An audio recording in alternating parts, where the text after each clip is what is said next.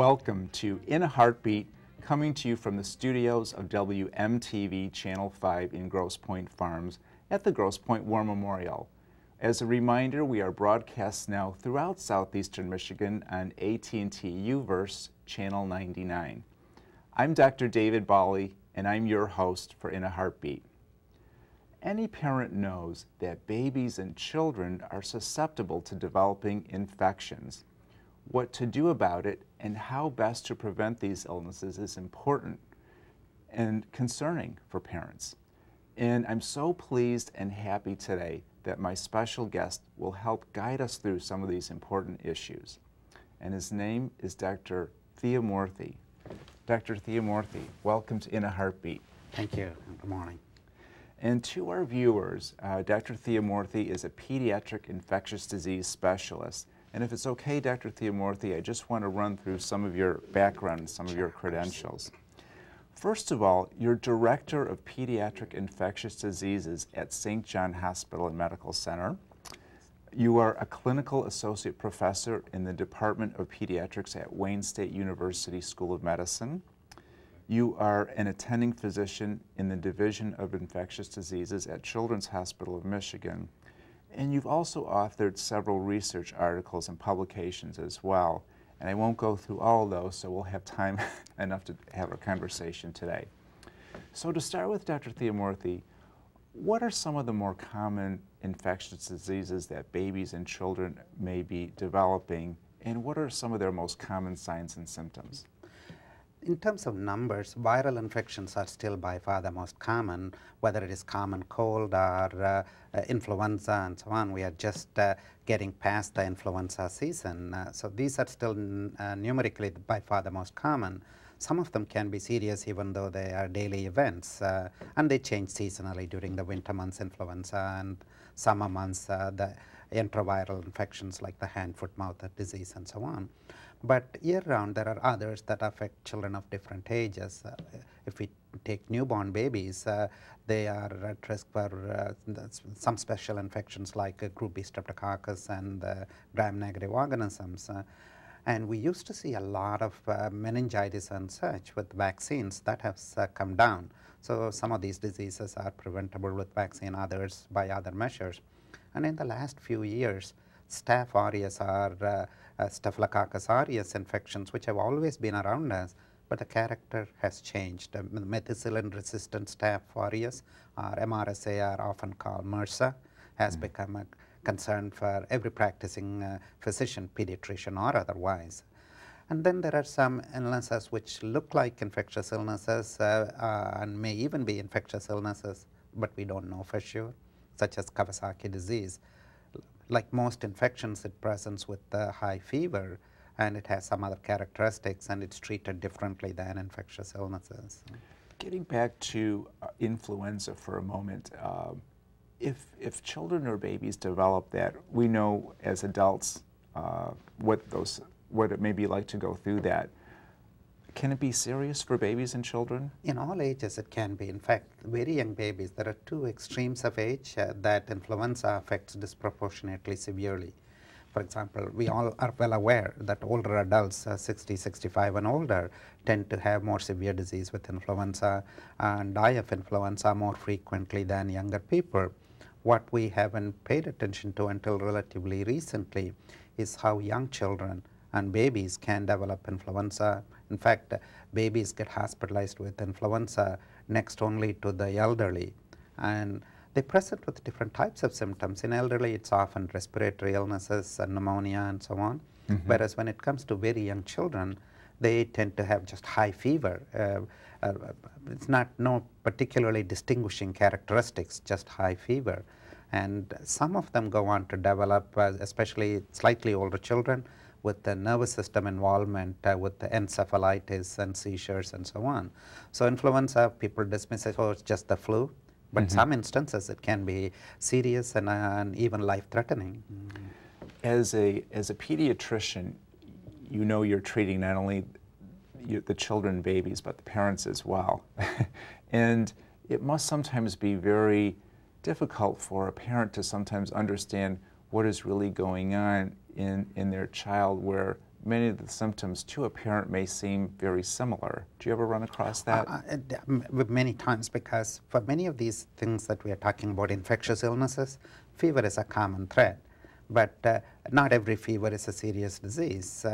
So while parents are rightly concerned about a child who has a fever and doesn't act his or her usual self, other things allow us to identify those instances where prompt attention is necessary.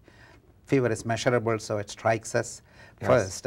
But on the other hand, how a child is eating, interacting with us, and whether the child is having any difficulty breathing, how the child responds to us and the environment, all of them are other elements that we are to pay close attention to. We all have the tendency to think much about things we can easily measure. Temperature is 100, it's not very high, 102 high. That's not unimportant, but even more important is what else is happening to the child. In fact, one of the things I tell the parents of my patients and my residents and students is, if we have to chase a child around the house to take his temperature, we really don't have to worry about him as much as a child with a lower temperature who is listless and who really is not interested in what's going on. That's really, I think, a really nice illustrative example of how to tell how serious something may be going on. Associated with that, if they have vomiting, I mentioned breathing difficulty, but persistent severe vomiting should make us think about both intestinal illnesses and sometimes nervous system diseases can produce those symptoms as well. Dr. Thirumoorthi, you had mentioned a condition or a disease that maybe some of our viewers don't know all that much about, called Kawasaki disease. What is Kawasaki disease, and what is going on with that? It's what was described 30-some years ago by a Japanese physician, Kawasaki, and initially it presents with high fever. They have fever that persists. In those days, in the early 60s, when he described, strep infections, streptococcal infections were still common, and they presented, these children, the streptococcal disease presented with rash, the scarlet fever-like illness. So initially it was often thought of as resembling scarlet fever. They have high fever. Unfortunately, there is no single test. For strep, we can take a culture and say it is strep infection. But for Kawasaki disease, they have non-specific symptoms. They have high fever, they have red eyes, they have cracked lips, many times swollen glands, and occasionally joint symptoms and so on.